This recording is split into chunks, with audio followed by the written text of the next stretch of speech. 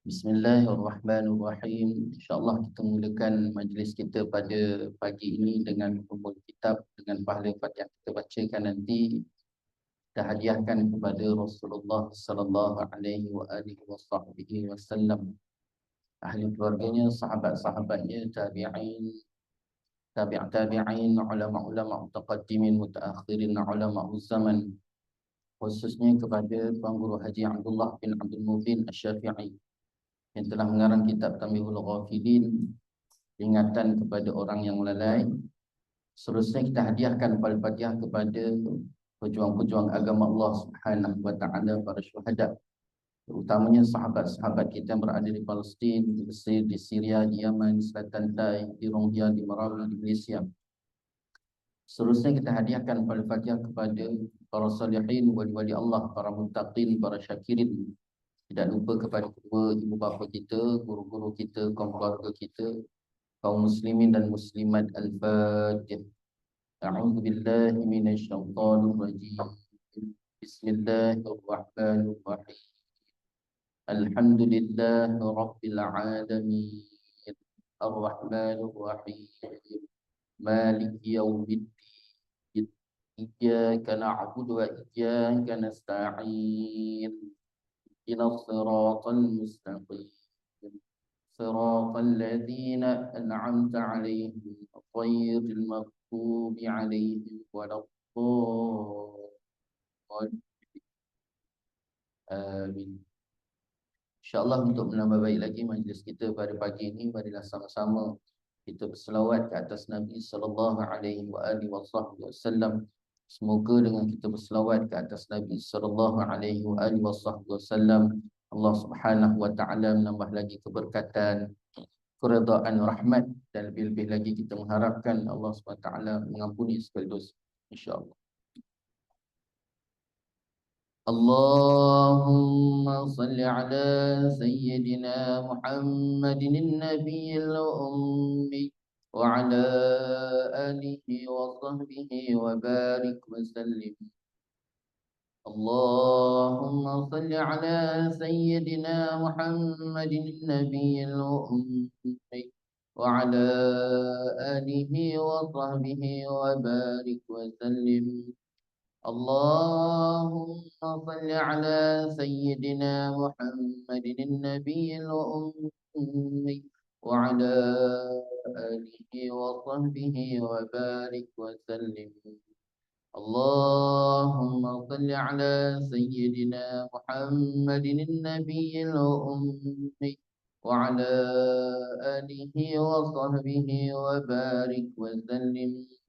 اللهم صل على سيدنا محمد النبي الأمي وعلى آله وصحبه وبارك وسلم.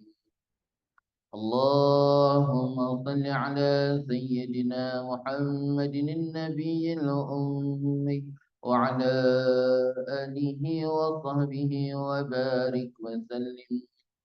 اللهم صل على سيدنا محمد النبي الأمي وعلى آله وصحبه وبارك وسلم.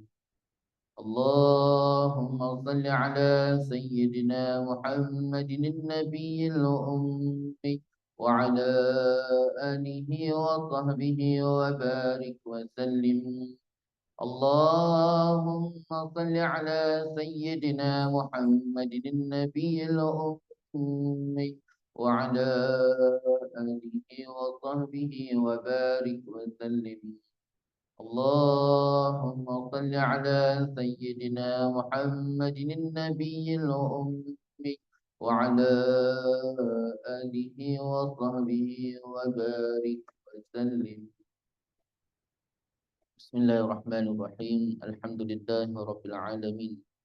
Wa bihi nasta'in ala umuri dunya waddin. Wassalatu wassalamu ala sayyidil mursalin, khatimin nabiyyin Muhammad sallallahu alaihi wa alihi wa sahbihi wasallam, wa ala alihi wa ashabihi wa tabi'at tabi'an lahum bi ihsanin ila yaumiddin. Subhanaka la ilma lana illa ma 'allamtana innaka antal alimul hakim. Rabbi shrah li sadri wa yassir li amri wahlul 'uqdatam min lisani yafqahu qawli. Rabbi zidna 'ilma warzuqna fahma. Allahumma yassir wa la tu'assir. Rabbi tamim bil khair ya Fattah ya Alim iftah lana futuhal 'arifin. Wa la haula wa la quwwata illa billahil 'aliyyil 'azim. Wa la haula wa la quwwata illa billahil 'aliyyil 'azim.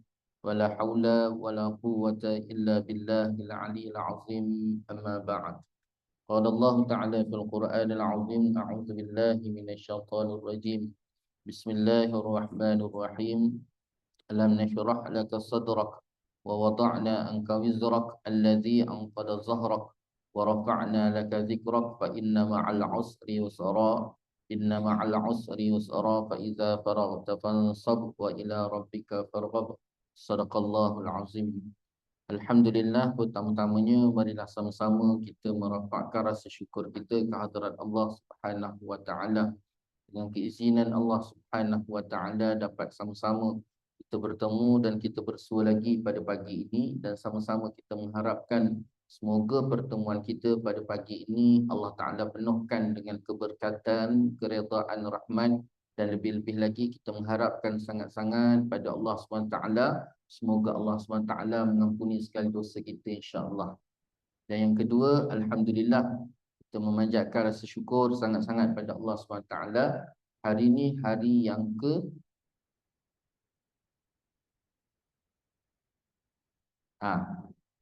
khilaf ni mak. Hari yang ke-6. 6 kita bersama dengan Ramadan. Malam ni malam yang ke-7. Besok seminggu. Kita bersama dengan Ramadan. Sekejap je mak kan. Dia yang rasa lama tu mak. Betul tak? Yang rasa lamanya lah. Rasa lama. Rasa lama tu ya pukul 3 sampai pukul 7. Tu je yang rasa lama. Pukul 3 petang. Nak tunggu dekat pukul 7 tu. Lepas tu pukul 7 tu nak pukul 7.30 tu mak. Lagi lama. Macam 7 tahun. Tidur, bangun, tidur, bangun, tidur, bangun. Ish, tak bergerak-gerak jam tu. Itu je rasa lama mak. Ni sekejap. Ni sekarang saja dah nak masuk seminggu kita bersama dengan Ramadan. Jadi kita koreksi, kita lihat, kita teliti. Apa yang sepatut kita buat, kita perbaiki. Semoga dengan Ramadan ini dan ibadah yang kita laksanakan, terutamanya ibadah puasa, tidaklah seperti mencurah air di atas daun keladi. Ada impak besar yang Allah Ta'ala berikan, ataupun kebaikan, ataupun feedback yang kita dapat balik. Kita bukan sekadar hanya nak mengejar pahala, tidak. Dan bahkan pahala itu sendiri pun takkan boleh nak jadi tiket untuk kita masuk syurga Allah. Betul tak mak? Nak dibandingkan dengan dosa yang kita ada. Tapi kita nakkan sebenar-benarnya adalah rahmat dan keampunan Allah. Sebab Allah nilai bukannya keberhasilan ataupun hasil yang kita dapat. Kita berjaya tak berjaya melepasi Ramadan ataupun melaksanakan ibadah puasa. Tetapi yang paling besar, Allah Ta'ala nak tengok kesungguhan kita dalam kita membina dan kesungguhan kita dalam memelihara. Membina iaitu membina keimanan kita melalui ibadah-ibadah tadi. Macam mana kesungguhan kita dalam melaksanakan ibadah untuk membina keimanan. Macam mana Allah Ta'ala nilai kita tu dengan kesungguhan kita untuk melaksanakan ibadah untuk mengharapkan keampunan Allah. Dekat situ. Dia bukannya tengok, oh orang ni dah berjaya berpuasa. Tak, Allah Ta'ala tak nilai benda tu. Sebab yang berjaya tak berjaya melepasi ibadah puasa tu kerja Allah. Ada mungkin kalangan kita yang tak sempat 20 Ramadan dah jalan. Itu semua urusan Allah. Tapi Allah nilai kita kesungguhan kita tadi tu. Macam mana kita bangun malam, macam mana kita sahur, macam mana kita puasa. Dan kita puasa tu pula macam mana kita jaga ibadah puasa tadi. Jangan sampai rosak, jangan sampai diruntuhkan dan sebagainya. Itu yang Allah Ta'ala nilai kesungguhan kita tadi tu. Usaha kita. Jadi insya-Allah kita doa banyak-banyak pada Allah SWT. Kita tak akan mampu kecuali semuanya atas dorongan Allah SWT, insya-Allah. InsyaAllah kita akan sambung lagi bacaan kitab Tanbihul Ghafilin. Peringatan kepada orang-orang yang lalai. Bab yang kedua muka surat 10. Bab yang kedua muka surat 10. Balasan orang yang menderhakai ibu bapa. Mentaati ibu bapa hukumnya wajib. Menderhakai ibu bapa hukumnya dosa besar. Redha Allah datang dengan redha dua walidain. Ni mungkin ada di kalangan mak ataupun abah yang dah tak ada ayah, tak ada mak. Tapi walaupun kita dah tak ada, tetap mereka tu menjadi tanggungjawab kita. Tanggungjawab anak kepada ibu bapa sampai anak tadi mati. Walaupun ibu bapa tadi dah mati. Tanggungjawab anak kepada ibu bapa selagi mana anak tadi hidup sampailah dia mati, walaupun ibu bapa tadi dah mati. Apa tanggungjawab dia? Tanggungjawab tu banyak, mak. Tanggungjawab anak. Kalau mak ayah tadi ada lagi, dah pasti kan macam mana dia perlu khidmat pada mak ayah dia tadi. Kalau mak ayah dia dah meninggal pula, di antaranya doa, hadiahkan pahala. Doa ni, doa minta keampunan Allah ni, mak, satu tanggungjawab. Sehinggakan satu hari kita tak berdoa pada Allah SWT supaya Allah ampunkan dosa ibu bapa kita yang dah meninggal tadi ataupun yang belum meninggal sekalipun. Kita tak doakan dia untuk minta keampunan Allah atas dia, maka anak tadi dah dikira anak yang derhaka. Anak yang derhaka. Doa aja, mak. Bukan dia kata off ke, dia kata ceh ke, dia tak nak ke, dia buat tak tahu ke, dia buat sakit hati ke. Yang terbaru pula semalam ni, mak, 2 hari lepas berita seorang anak dia henyak mak dia. Kalau bahasa saya henyak, dia pijak mak dia, dia pijak muka mak dia.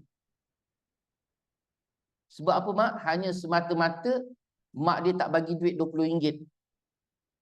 Berita semalam, berita 2 hari lepas. Hari ni pelik-pelik, mak. Sekarang ni pelik-pelik. Jadi benda pelik-pelik. Jadi kita minta pada Allah SWT supaya Allah SWT bukan jadikan anak-anak kita ni, mak, jadikan kita ni anak yang soleh. Dia punya kira-kira mudah je, mak. Sebenarnya apa yang anak tadi buat, dia adalah cermin kepada kita. Apa yang anak buat pada kita tu baik ataupun sebaliknya adalah cermin kepada kita. Pertama sekali, kenapa kita dapat anak macam tu? Kenapa anak tu buat macam tu? Kalau anak tu baik, alhamdulillah. Tak baik pun alhamdulillah juga. Macam mana pun feedback balik anak tadi pada kita adalah cermin apa yang telah kita buat pada mak ayah kita. Satu. Yang kedua pula, apa tarbiyah dan didikan yang kita berikan kepada anak. Dia dua tu, mak. Pertama, apa yang kita buat kat mak ayah kita dulu. Maknanya kalau katalah anak tadi feedback balik pada kita tu benda yang tak baik, maknanya ada benda yang tak baik yang telah kita buat pada mak ayah kita. Satu. Yang kedua pula, apa masalahnya saya tak pernah buat, bahkan saya tak pernah pun membesar dengan mak ayah saya. Kecil-kecil lagi mak ayah saya dah meninggal, contoh kan. Jadi apa salah saya sampai saya dapat anak macam ni? Yang keduanya, iaitu apa pentarbiahan dia pula yang diberikan pada anak. Adakah menepati apa yang Allah Ta'ala suruh, yang Nabi suruh ataupun tidak. Sebab kita hari ni, mak, 99%, mak, bukan 9%, 99% kita didik anak kita dengan apa yang kita rasa. Bukan mengikut apa yang Allah Ta'ala suruh. Okey, jom kita jalan, mak. Bismillahirrahmanirrahim. Balasan orang yang menderhakai ibu bapa. Bab ini memperkatakan tentang balasan bagi orang yang menderhaka dan tidak menjaga hak ibu bapa mereka. Bab ni tunggu dia datangkan untuk membicarakan tentang orang-orang yang derhaka dan tidak menjaga hak dua ibu bapa. Firman Allah Subhanahu wa taala di dalam suratul Isra ayat 23. Allah Taala sebut wa qada a'udzubillahi minasyaitonir rajim. Bismillahirrahmanirrahim. Wa qada rabbuka alla ta'budu illa iyyahu wa bil walidaini ihsana. Imma yablughanna 'indakal kibra ahduhuma aw kilahuma fala taqul lahumā uff wala tanharhuma wa qul lahumā qawlan karīmā. Allah Ta'ala sebut, Syekh datangkan firman Allah SWT ni daripada kata-kata fala taqul lahumā uff, fala taqul lahumā uff, wala tanharhuma wa qul lahumā qawlan karīmā. Dan janganlah kamu berkata kepada kedua-duanya, iaitu ibu bapa kamu, walaupun perkataan cis. Kalau dalam Quran sebut uff. Dan janganlah mengherdik mereka, sebaliknya bercakaplah dengan mereka dengan perkataan yang mulia, iaitu lemah lembut. Uff. Uff ni dia punya pemahaman gini, mak. Kalau katalah uff pun tak boleh, yang lebih daripada tu lebih lagi. Uff ni macam mana, mak? Uff ni, Mat, tolong mak angkat baju. Tak nak lah. Malas lah. Mat, tolong abah buatkan kopi, mat. Macam mana, mak? Off ni tu yang bunyi saja. Kalau bunyi saja, mak, kalau bunyi macam bunyi tu saja pun Allah larang, ni larangan Allah ni. Kalau bunyi saja pun Allah larang, apatah lagi malaslah. Oh, banyak tu, mak. Kan? Seingat saya lah masa kecil, mak, perkataan malas ni di antara perkataan yang paling aib. Sebut malas tu aib. Hari ni tak, anak-anak kita ni selamba je. Malaslah. Ya Allah. Kita masa kecil dulu nak dengar perkataan, sebut je perkataan malas tu, mak, memang kena cili terus. Kalau tak sempat ada cili, mak, tangan tu, mak daripada dapur tu dia datang berlari tu, mak, macam orang main golf. Tu tangan tu, mak, kat mulut. Tu memang sekali dalam hidup sebut malas tu lah. Tu kali pertama, itulah kali tak akhir. Sampai kan kita pun tak tahu kenapa kataan malas tu mak marah sangat. Tapi rupanya baru kita tahu.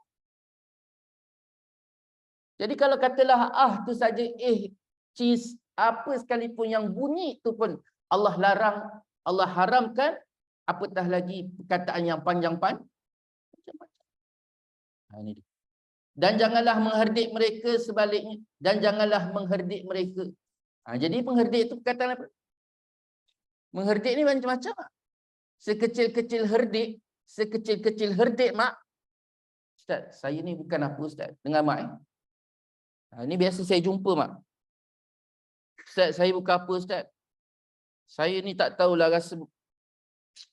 Saya marah dengan mak saya, ayah saya ni. Cuba bayangkan, mak. Anak marah mak ayah. Anak rasa tak puas hati dengan mak ayah.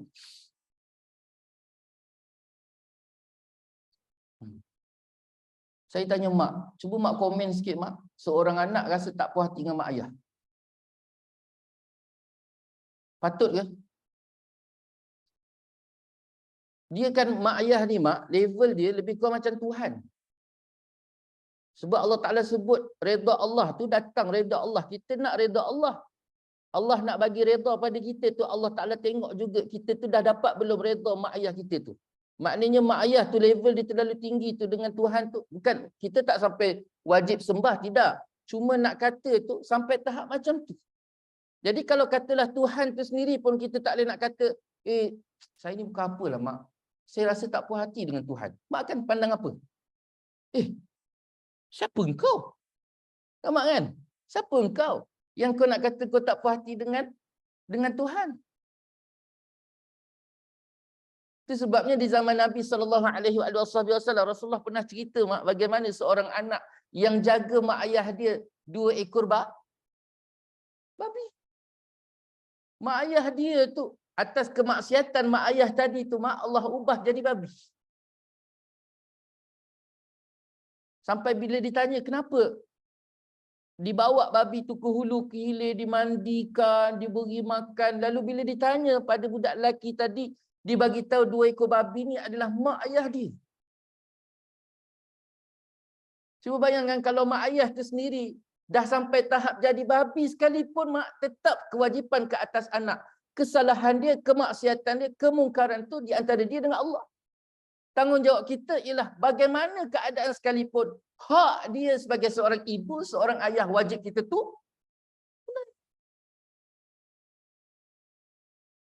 Bayang mak, sedih mak. Bila seorang anak boleh bercakap, saya ada rasa tak puas hati dengan mak ayah saya. Allah, bersedih sangat mak. Padahal kunci syurga kita tu. Mak ayah tu kunci syurga. Allahu Akbar. Jangan kamu mengherdik mereka, sebaliknya bercakaplah dengan mereka dengan perkataan yang mulia, yang lemah sehabis-habis lembut. Saya ada ini yang paling lembut bahasa ke. Tapi kalau orang Jawa tu tak apa. Ada orang Jawa mak. Orang Jawa tu benda biasa. Aku. Itu dah memang bahasa dia. Kita tak boleh nak ni lah mak. Sebab memang dia bangsa dia macam tu. Rumah saya orang Jawa. Dia dengan mak ayah dia, aku, kau. Tapi bahasa lembut dia macam tu. Kita pulanglah. Sejauh mana kita nak bawa bahasa yang lembut untuk mak ayah kita. Selembut-lembut. Cuba mak bayangkan mak. Fir'aun tu jahat tak mak? Jahat tak? Jahat. Dah memang Allah confirmkan dia masuk neraka dan ada khas neraka untuk dia. Sampai tahap dia mengaku Tuhan. Kalau kita perbandingkan mak, ayah, di antara Fir'aun dengan mak ayah kita, mana jahat? Senyap. Sejak mak. Mak ayah kita dengan Fir'aun mana jahat? Fir'aun. Mak ayah kita tak jahat. Jauh beza. Tapi mak, kenapa sampai tahap Allah sendiri perintahkan kepada Nabi Allah Musa untuk menemui Fir'aun, bercakaplah dengan Fir'aun layyinan, selembut-lembut perkataan pada Fir'aun. Masya Allah mak. Kalau Fir'aun tu sendiri pun Allah Ta'ala perintahkan kepada Nabi Allah Musa AS supaya mendatangi Fir'aun tadi dan berkatalah selembut-lembut layinan. Perkataan layinan tu mak, layinan ni lembut sangat. Macam mak bercakap dengan abah waktu awal-awal kahwin dulu. Awal kahwin.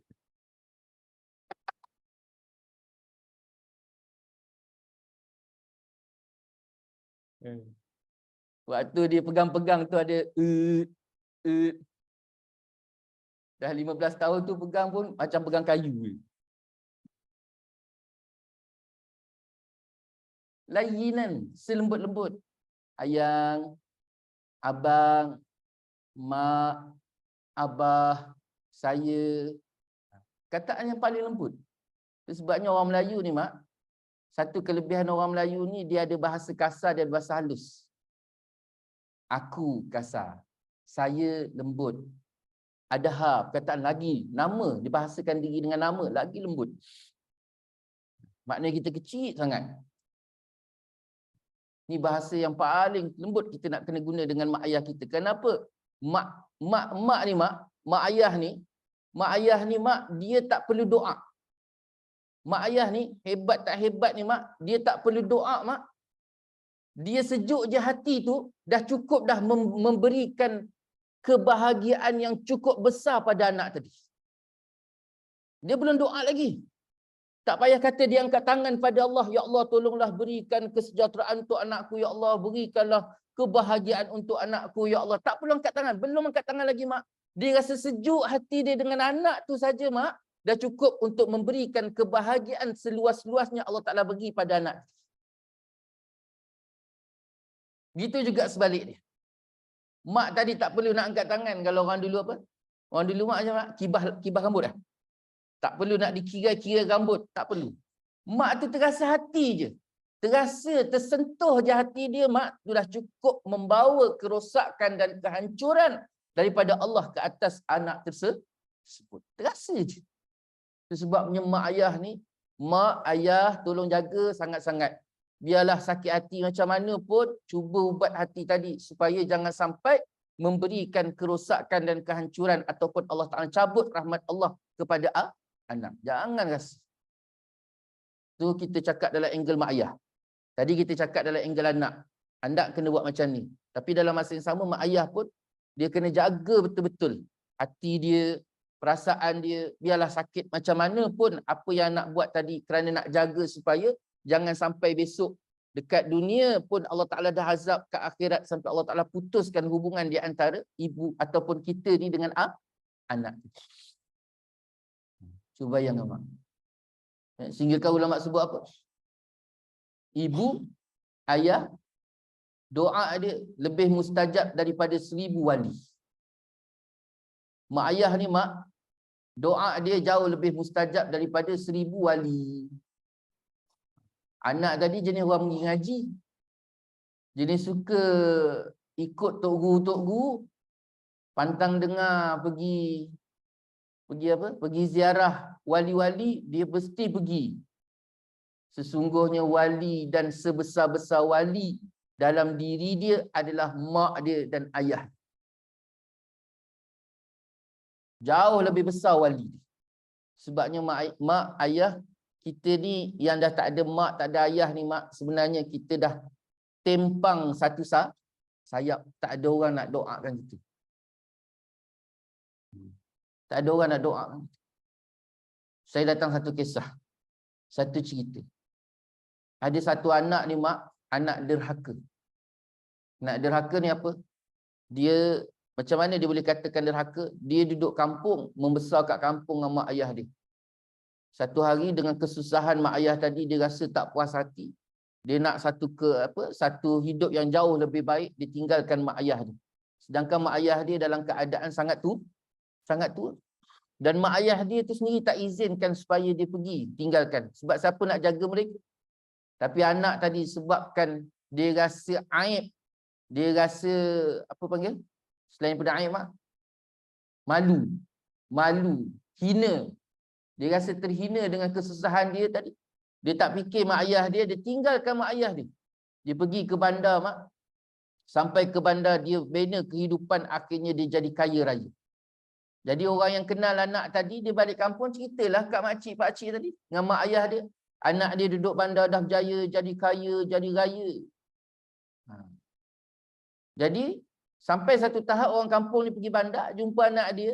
Dia orang minta supaya dia ni balik kampung. Dia ziarah mak ni dah terlampau tua, dah terlampau tu sampai tahap terlalu rindukan anak tadi sampai sakit.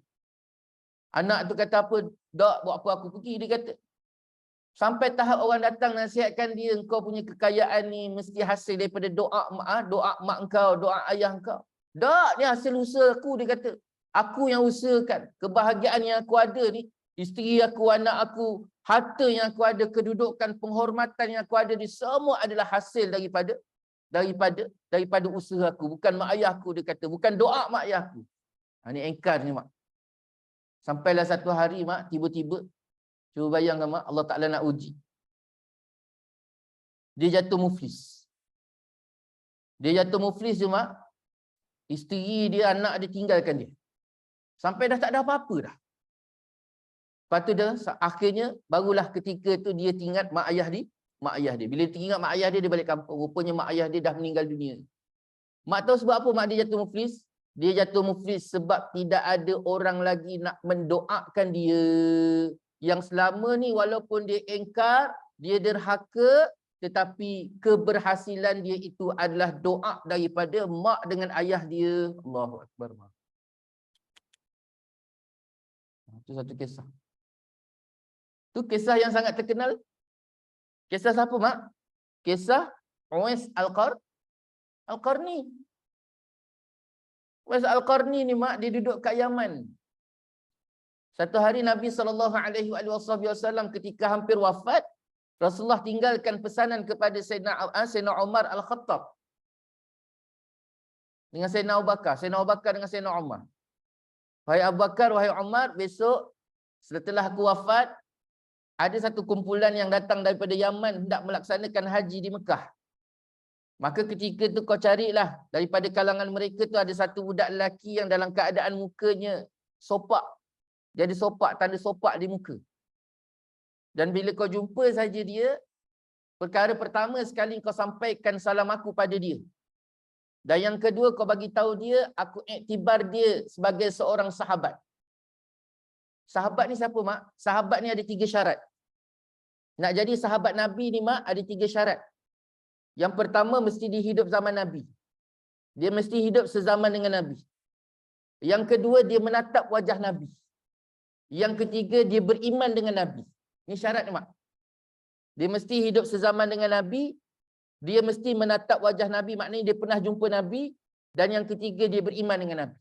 Sekalipun dia beriman, tetapi dia tak pernah menatap wajah Nabi, dia tak boleh dikira sebagai seorang sahabat. Jadi Uwais Al-Qarni ni sepatutnya cerita awal dia mak, dia tak boleh dikira sebagai seorang sahabat walaupun dia beriman. Kenapa mak? Dia duduk kat Yaman. Dia tak pernah bertemu dengan Nabi sewaktu Nabi SAW hidup. Tapi Rasulullah kata apa? Wahai Abu Bakar, wahai Umar, sampaikan salam aku pada budak lelaki ini. Dan yang kedua, bagi tahu dia bahawa dia dikira sebagai seorang sahabat. Yang ketiga, wahai Umar, wahai Abu Bakar, wahai Umar, bagi tahu aku arahkan kepada engkau supaya engkau pergi jumpa dia tadi, minta dengan dia supaya dia berdoa pada Allah ke atas kamu. Cuba bayang mak. Rasulullah perintah pada Sayyidina Abu Bakar, Sayyidina Umar supaya minta doa dengan budak lelaki tadi, supaya budak lelaki tadi doa pada Allah ke atas keampunan ke atas Abu Bakar dan Umar. Mak, siapa Abu Bakar? Siapa Abu Bakar mak? Siapa Umar? Ni memang dua orang yang Allah Ta'ala dah janjikan syurga. Allah dah janjikan syurga mak. Tiba-tiba Rasulullah SAW perintahkan kepada Sayyidina Abu Bakar, Sayyidina Umar supaya minta doa dengan budak lelaki tadi. Maknanya budak lelaki tu jauh lebih hebat. Jadi sampailah wafat Rasulullah SAW. Wafatnya Rasulullah zaman pemerintahan Abu Bakar, ketika tu ada satu kumpulan masuk daripada Yaman menunaikan haji. Jadi Sayyidina Umar ni bila dengar saja ada satu kumpulan daripada Yaman masuk, dia pun cari, dia teringat tentang apa yang dibicarakan oleh Rasulullah.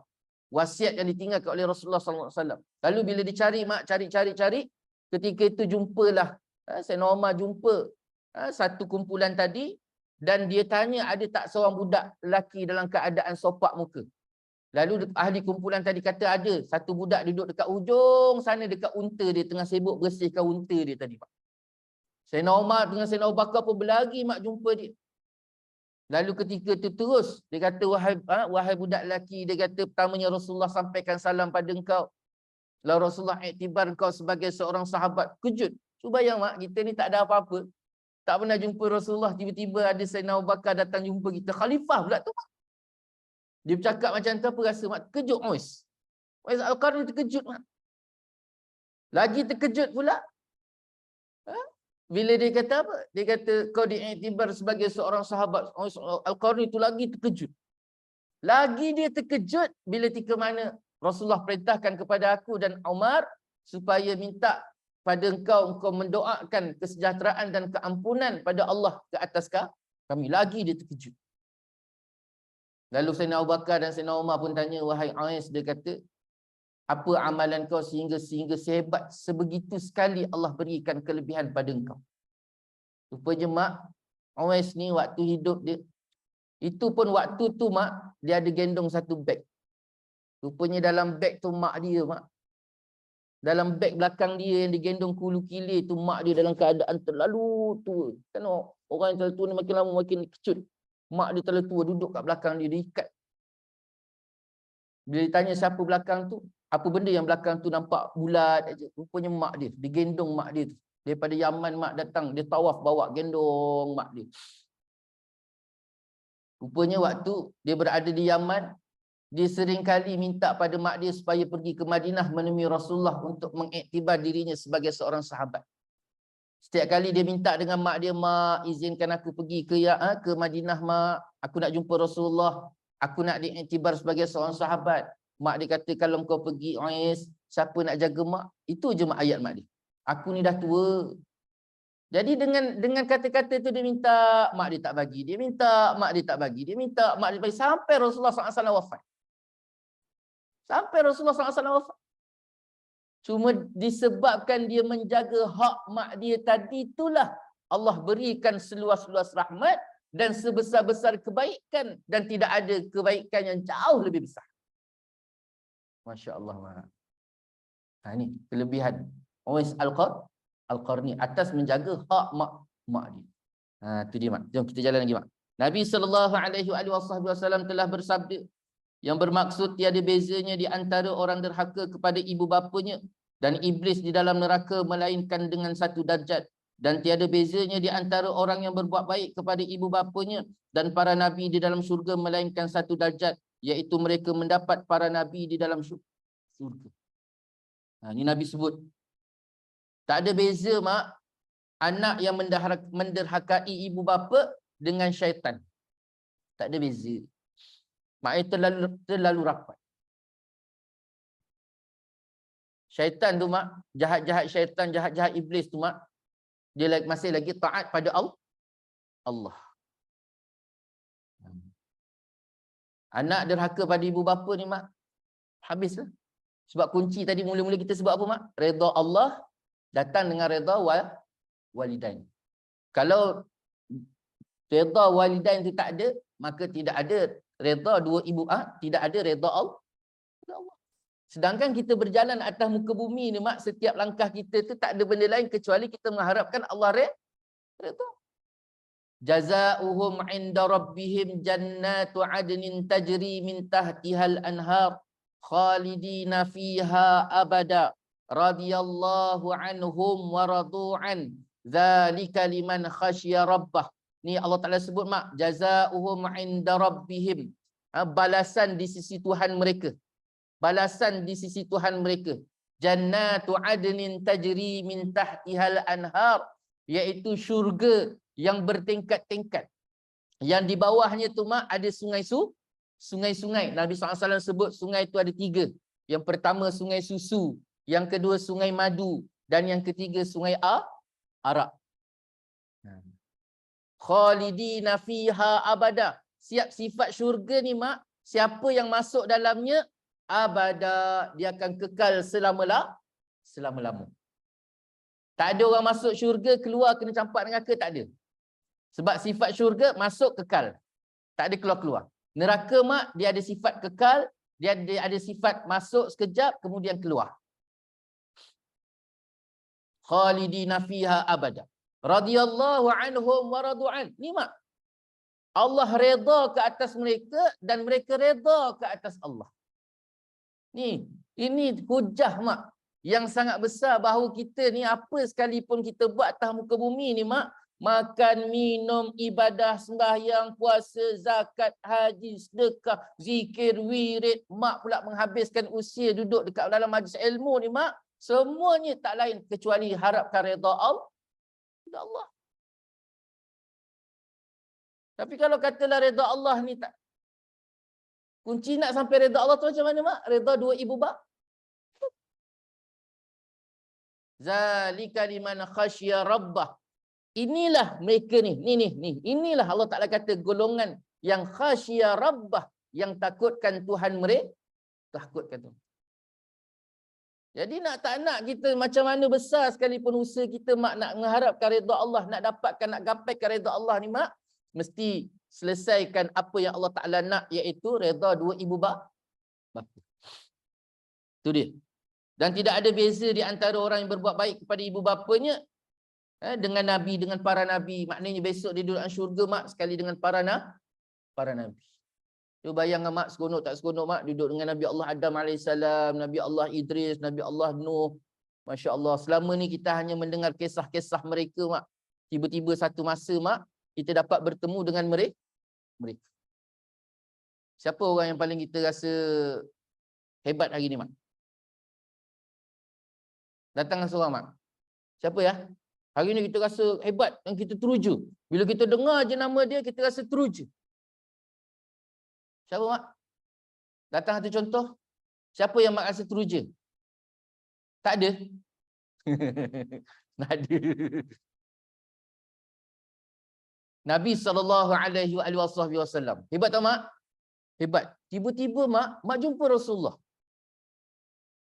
Selama ni mak hanya mendengar cerita saja. Kisah Nabi, macam mana kelahiran Nabi. Kelahiran Nabi tu saja dah satu kelahiran yang sangat hebat. Kita selama ni kita dengar tiap-tiap tahun tentang cerita peristiwa kelahiran Nabi, Maulid Nabi. 60 tahun usia kita, mak, 60 tahun cerita pasal Maulid Nabi. Dah hafal dah. Tapi rasa bosan tak? Tak, rasa teruja. Tiba-tiba Allah Ta'ala jumpa, mak, Masya Allah, mak. Kita masuk syurga, bah. Ya, tiba-tiba jumpa Rasulullah SAW, Allah seronoknya jumpa Rasulullah, duduk dengan mereka, kan? Bertemu, menatap wajah, berpegang tangan, duduk sembang-sembang bawah pokok, mak, makan anggur, duduk dengan ninda kita, Sayyidatina Fatimah, Sayyidatina Khadijah, Sayyidatina Aisyah, Ummu Salamah, duduk dengan mereka, Hafsah. Kemudian kita duduk dengan ninda kita yang namanya Aminah, yang selama ni mak kita teruja dengan Aminah tu, cerita tentang Aminah sangat hebat, seorang isteri yang hebat, seorang mak yang hebat. Kemudian mak, sifat keibuan yang sangat hebat pada Halimatus Sa'diyah, mak. Ya Allah, mak, tiba-tiba kita jumpa dia, mak. Seronok tak, mak? Masya Allah.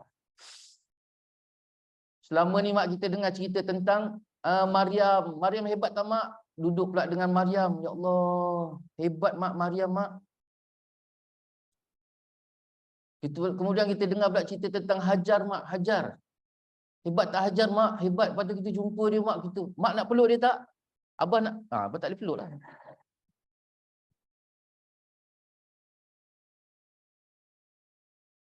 Tapi tak tahulah, wallahualam, mak. Saya tak tahu macam mana keadaan syurga. Saya tak tahu, mak. Kan? Atau abah, mak daripada belakang dan syurga saya tak pasti benda tu masih ada lagi ke tidak, wallahualam. Macam mana? Gitulah, mak. Jadi kuncinya apa, mak? Kuncinya ialah mentaati dua ibu bapa. Taat ibu bapa ni tu hak-hak dia tadi tu. Kalau mak ayah dah tak ada, jangan lupa untuk setiap hari, setiap waktu itu kita doakan. Sehinggakan, mak, ada di antara para ulama yang menjadikan zikir harian dia sehingga ribuan, mak, ribuan doa, ribuan zikir yang dia baca, mak, tidak ada lain kecuali dia baca apa? Rabbighfirli wali walidayya. Kan ada setengah kita dia istighfar, astagfirullahalazim, astagfirullahalazim. Ada setengah kita dia berselawat, Allahumma salli ala sayyidina Muhammad, Allahumma salli. Macam-macam kita zikir. Tapi ada ulama, mak, yang mereka tu doanya zikirnya itu tidak ada lain kecuali dia berdoa pada Allah supaya Allah Taala ampunkan dosa dia dan Allah ampunkan dosa ibu bapanya. Allahu akbar. Ada riwayat mengatakan bahawa Nabi SAW bersabda, pada malam peristiwa Mi'raj ke langit, aku melihat beberapa orang tergantung kesemuanya pada pelepah tamar di dalam neraka. Lalu aku telah bertanya, siapakah mereka itu, wahai Jibril? Maka jawabnya, wahai Muhammad, itulah orang yang menyumpah, iaitu mencemuh ibu bapanya. Na'udzubillah min zalik. Rasulullah SAW, mak, dibawa pergi ke neraka. Rasulullah nampak ada pelepah tamar di dalam neraka, yang mana di pelepah itu tergantung-gantung manusia. Rasulullah bertanya kepada Jibril, wahai Jibril, siapakah mereka itu? Jibril kata, mereka itulah yang suka mencemuh dua ibu bapanya. Na'udzubillah min zalik. Itu sebabnya, mak, macam mana, mak, boleh lahir dalam hati kita, dalam diri kita rasa tak puas hati dengan mak ayah. Allah. Minta ampun, mak.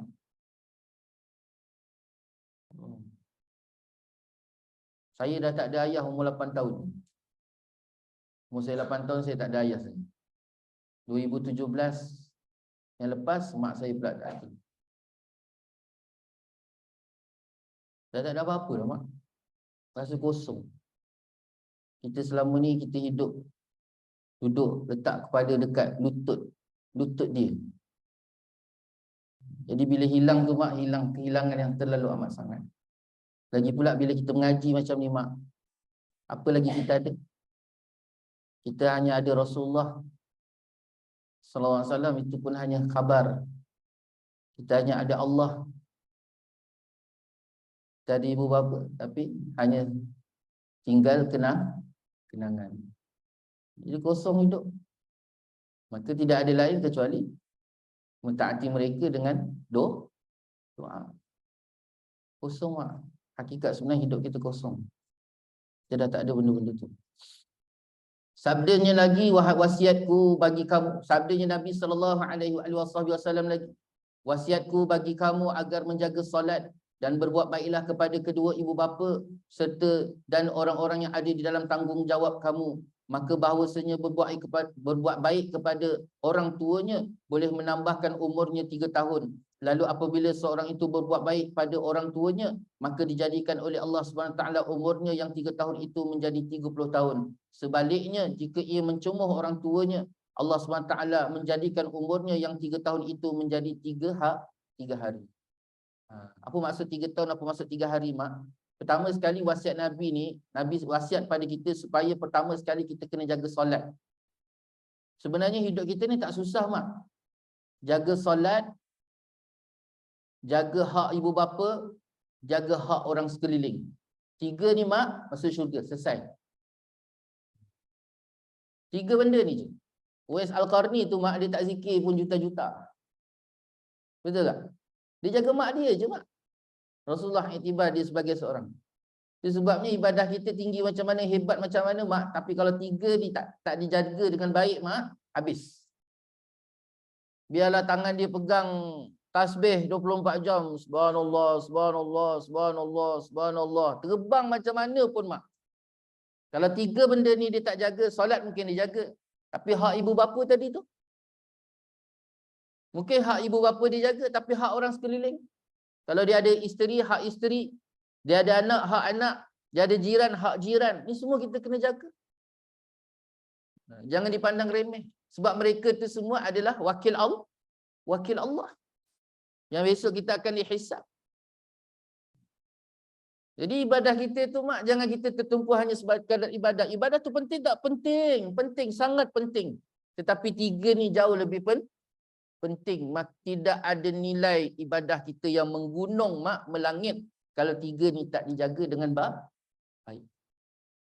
Cuba bayangkan, kita zikir ribu-ribu, juta-juta, Mak, satu hari, tapi jiran sebelah kita rasa tak puas hati.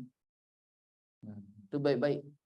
Mak balik cuti, Mak, nanti balik rumah, tengok-tengok, Mak, pandang-pandang. Di antara masalah yang mungkin dipandang remeh tapi besar, Mak, iaitu batas rumah. Kalau duduk kampung mungkin tak terasa sangat. Kan orang kampung, Mak, kan? Oh, rumah aku, tanah aku daripada pokok kelapa tu. Jadi tak ada masalah sangat. Isu dia tak ada sebab tanah dia besar. Ni yang duduk taman ni lah. Cuba bayangkan, duduk taman ada pokok mangga. Kita ni jenis suka menanam. Tanam pokok mangga. Pokok mangga tu pula cabar besar, kan? Daunnya tu, Mak, pergi ke sebelah. Buahnya pula tak pergi. Daunnya ke sebelah. Jadi daun tu bila kering, dia jatuh ke rumah sebelah. Bila jatuh rumah sebelah, ya, sampaikan longkangnya tersumbat. Mungkin dia nak marah ustaz. Kan? Dia nak marah ustaz.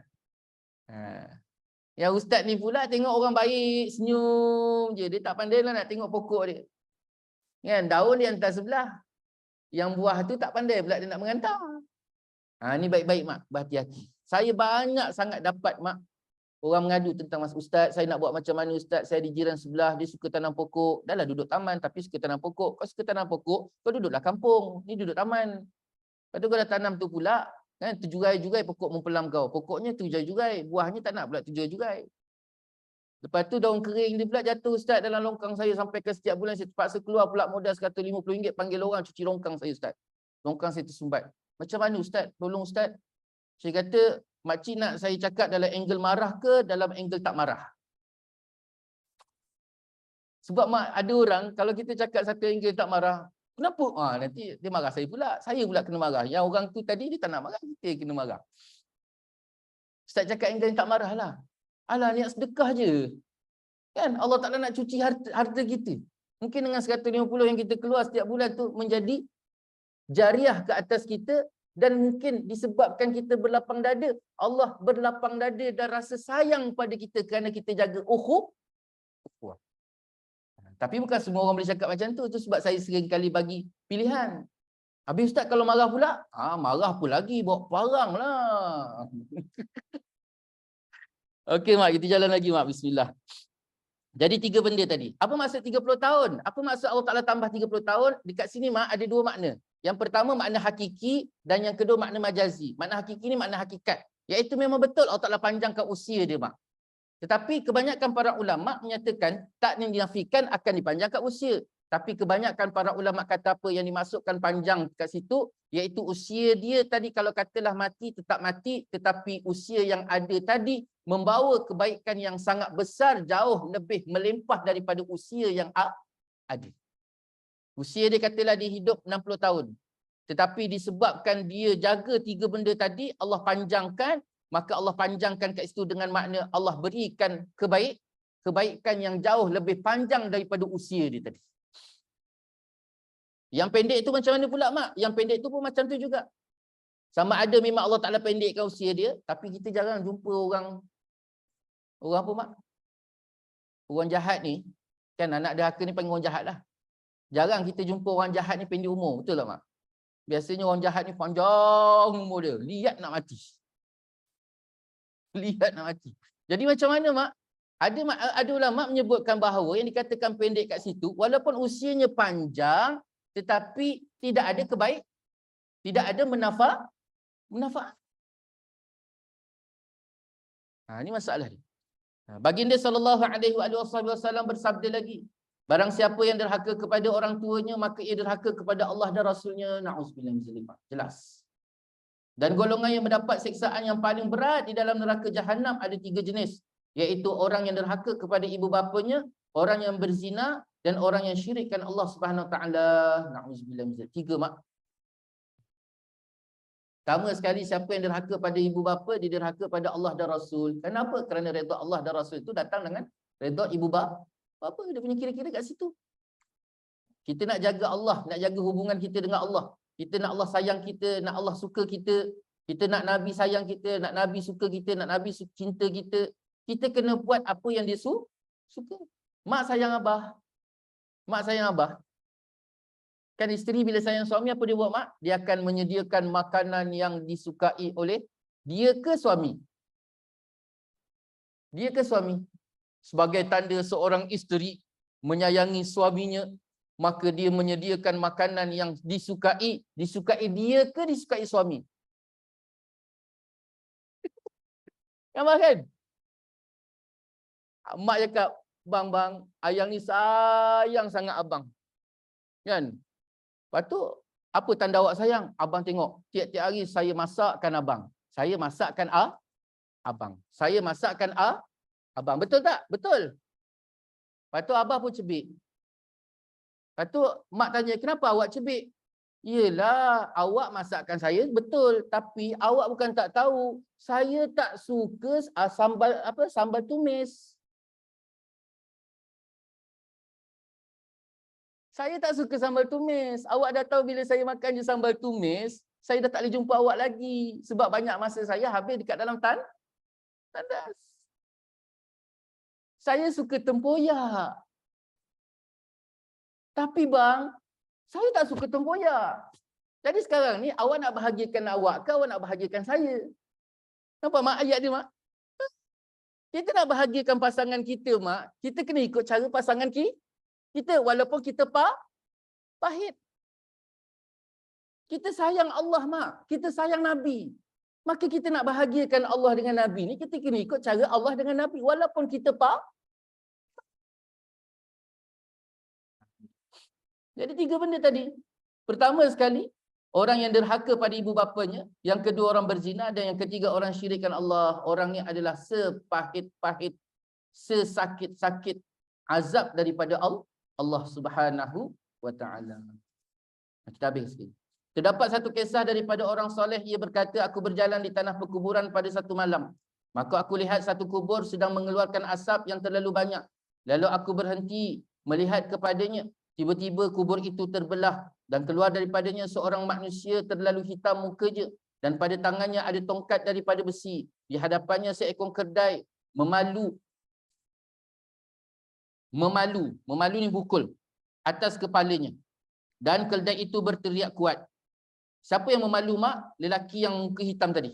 Dia ketuk kepala keldai tadi sampai keldai tadi berteriak kuat. Kemudian keldai tersebut ditarik ke dalam kubur dengan rantai besi daripada api neraka. Maka masuklah kedua-duanya, lalu tertutuplah kubur itu.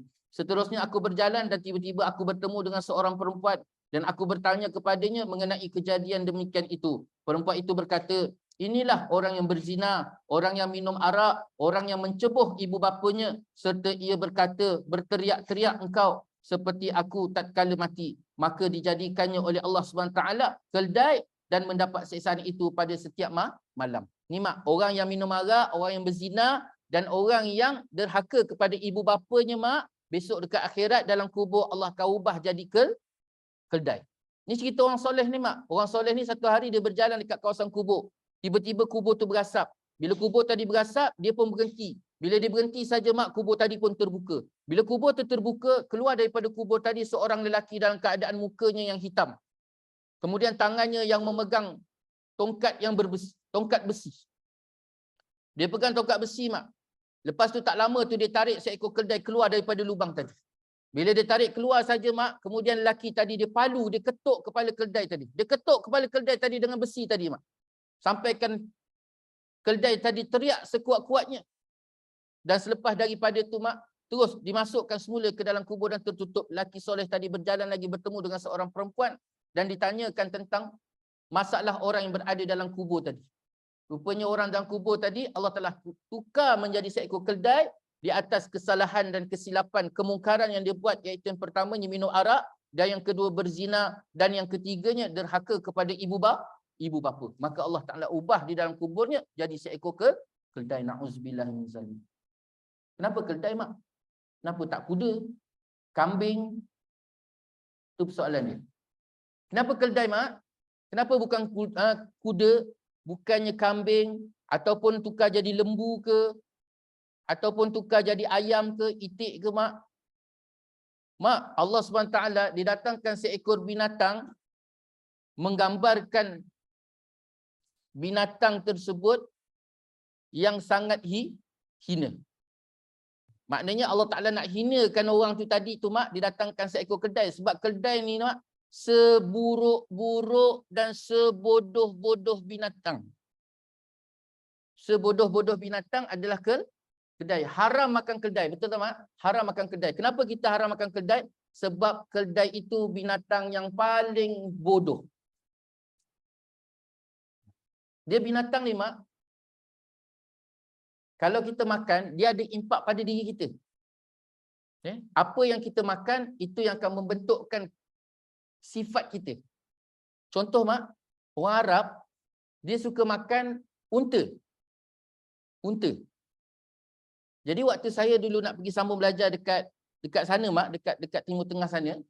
Jadi di antara ustaz ingatkan kami, bila sampai dekat sana, jangan tanya, adik perempuan kau, mak kau, jangan tanya benda-benda macam tu. Kita kat sini kan benda biasa kita gurau, mak sihat. Kita tanya dekat sahabat kita kan, kita tanya sahabat kita, mak kau sihat, adik perempuan kau boleh tak aku jadi adik ipar kau? Kan benda tu benda gurau mak, biasa kat Malaysia. Tapi dekat Arab jangan. Kalau kita buat macam tu mak, dia sanggup putus hubungan. Ukhuwah tu sanggup putus. Sebab apa? Terlalu kuat cemburu. Kenapa sifat cemburu dia kuat mak? Mereka kuat makan unta. Unta ni mak, dia kuat makan unta. Unta ni mak, dia sifat cemburu sangat kuat. Kalau katalah unta jantan ni, dia dah berkawan dengan unta betina. Masuk kawan faham Tu. Dia dah berkawan dengan unta betina. Sekali mak, tiba-tiba dia dapati bahawa ada satu unta jantan lain yang datang ganggu unta betina tadi. Maka unta jantan tadi mak, yang si A tadi, unta yang pertama tadi, dia akan bergaduh dengan unta yang kedua tadi, jantan yang kedua. Lalu dia bergaduh mak, dia akan pastikan mesti salah seekor saja yang hidup. Itu sebabnya orang Arab ni bab cemburu yang kuat. Sangat kuat. Macam tu juga orang kita. Kaum Melayu lah orang kita. Orang kita mak, dia suka makan apa mak? Dia suka makan lembu. Betul tak? Khabar kan? Dia suka makan lembu. Tu yang jadi orang dia.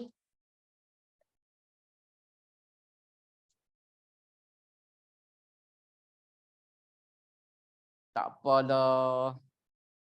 Biarlah. Tak apa kat mereka. Baik-baik mak. Makan tu ialah pembentukan sifat seseorang. Oleh itu aku berlindung kepada Allah daripada perbuatan isi neraka dan kupohon ampun dan rahmat. Sesungguhnya Allah Ta'ala itu maha pengasih lagi maha penyayang. Dan akhirnya mak, kita minta ampun dengan Allah. Ya Allah, tak aku tolong ampunkan dosaku ya Allah. ibu bapa ku minta ampun, kita banyakkan sedekah. Kita dah tak ada mak, kita dah tak ada ayah mak, banyakkan sedekah niat untuk mereka mak dan minta supaya mereka ampunkan dosa kita. InsyaAllah. Jadi itulah sikit sebanyak dapat kita kongsi bersama pada pagi ini. Banyak-banyak kita berdoa pada Allah SWT supaya Allah Ta'ala jadikan kita anak yang sah dan Allah berikan kita zuriat-zuriat yang solehah. Mak, Nabi janji bahawa zaman kita ni makin lama makin buruk, makin lama makin buruk, makin lama makin teruk mak. Dulu saya tak tahu zaman mak, tapi zaman saya melalui zaman saya, mungkin saya rasa saya ni adalah generasi yang dah pupus.